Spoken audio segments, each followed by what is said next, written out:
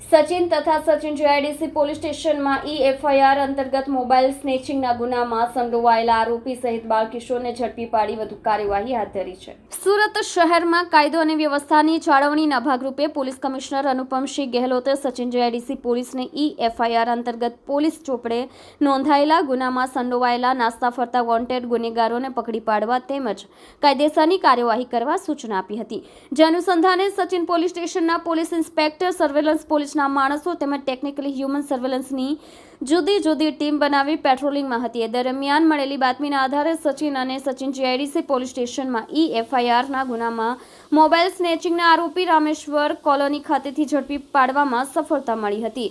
પોલીસે આ ગુનામાં સંડોવાયેલા આરોપી સહિત બાળકિશોરને ઝડપી પાડી વધુ કાર્યવાહી હાથ ધરી છે।